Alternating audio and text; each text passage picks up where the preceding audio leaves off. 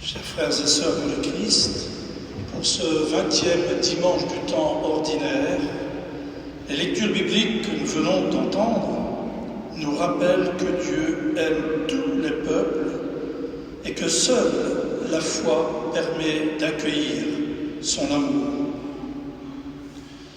Tout d'abord, dans la première lecture, avec le prophète Isaïe, par sa parole, Dieu invite les étrangers, les païens, à bénéficier eux aussi de ses grâces. Il déclare que sa maison s'appellera maison de prière pour tous les peuples. Il n'y aura plus de privilèges ni d'exclus, de privilégiés, ni d'exclus. Tous, juifs et non-juifs, sont invités au salut à condition d'observer le droit et de pratiquer la justice en s'attachant au Seigneur pour accomplir sa volonté. Dans l'Évangile, c'est Jésus qui nous manifeste cette promesse de l'ouverture du salut de Dieu à tous les peuples. Au cours de son voyage dans la région de Tyr et de Sidon, Jésus est interpellé par une femme, une Cananéenne, qui a entendu parler de lui. Elle le connaît de nom et par sa réputation. Elle vient donc à sa rencontre en criant « Aie pitié de moi, Seigneur, fils de David ». La fille est tourmentée par un démon. Au-delà de sa demande, elle ne fait que présenter à Jésus le mal qui assaille sa fille, en ayant bon espoir que Jésus agisse. Elle a déjà compris ce que bien des Juifs n'ont pas encore compris. Jésus est le Messie sauveur, l'envoyé de Dieu. Pourtant, Jésus semble sourd à sa demande. Peut-être parce qu'il a déjà remarqué la foi de cette femme. Alors courageusement, elle continue de le supplier et sollicite sa bienveillance avec persévérance, demandant la délivrance pour sa fille, de telle façon que les apôtres demandent à Jésus de la renvoyer, ou bien de lui donner satisfaction pour avoir la paix. La femme continue à crier, elle ne se lasse pas. Le silence de Jésus s'explique car il est venu uniquement pour la maison d'Israël durant son ministère public. Ce n'est qu'après la résurrection qu'il enverra ses disciples dans le monde entier proclamer la bonne nouvelle pour tous, à toute la création. Devant la Cananéenne qui se prosterne et se met à genoux, signe de l'adoration, Jésus lui répond que ce n'est pas bien de prendre le pain des enfants pour le donner aux chiens. Sans renoncer à sa demande, la Cananéenne le reconnaît et donne raison à Jésus. C'est vrai, Seigneur, mais justement, les petits chiens mangent les miettes qui tombent de la table de leur maître. C'était une expression dans la culture de l'époque à l'égard des Juifs.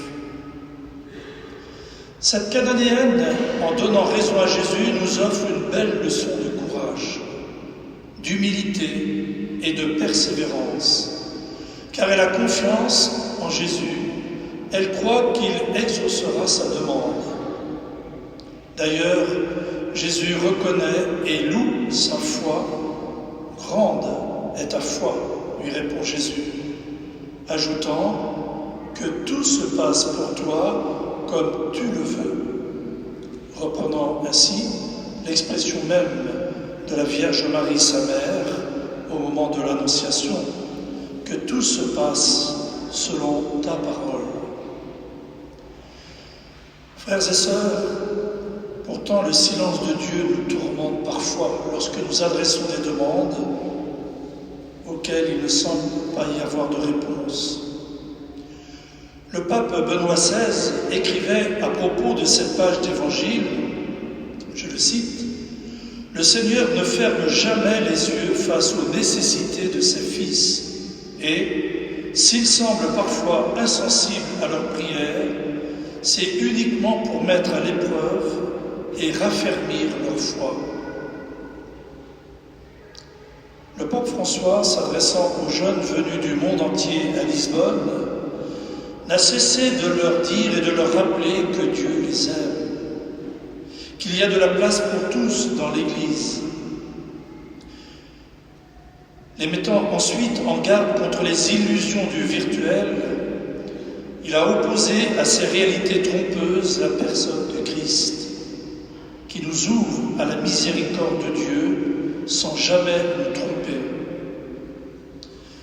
Ces paroles du pape nous concernent tous, car tous et chacun, nous sommes appelés à témoigner de l'amour universel de Dieu dont nous sommes bénéficiaires. Dans notre monde,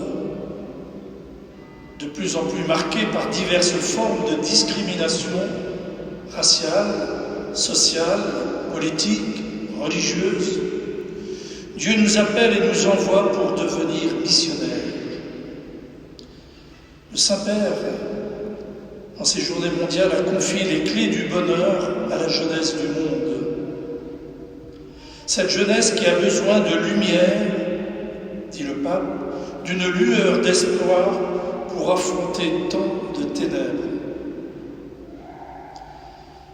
Et il nous rappelle à tous l'importance de ceux qui nous ont transmis la foi. Cette foi que nous sommes appelés à témoigner par toute notre vie. Je cite, « Nous avons tous des personnes qui ont été pour nous des rayons de lumière, parents, grands-parents, prêtres, religieux, religieuses, catéchistes, animateurs, enseignants, éducateurs. Ils sont les racines de notre joie, pour souligner que la joie est missionnaire. Oui, la joie de croire est missionnaire et donc, elle doit être communicative, annoncée et partagée. Frères et sœurs, avec l'humilité et la ténacité de la Cananéenne qui interpelle Jésus dans l'Évangile, ne cessons jamais de prier Dieu, notre Père, en son Fils Jésus pour lui dire « Seigneur, viens à mon aide ». Nous en avons tous besoin à un moment ou l'autre de notre vie. Et à certains moments, nous en avons grand besoin. Confions-nous également à la Vierge Marie dont nous venons de fêter l'Assomption, afin qu'elle nous aide à nous enraciner et nous fonder davantage dans le Christ qui veut nous affermir dans la foi, l'espérance et la charité. Amen.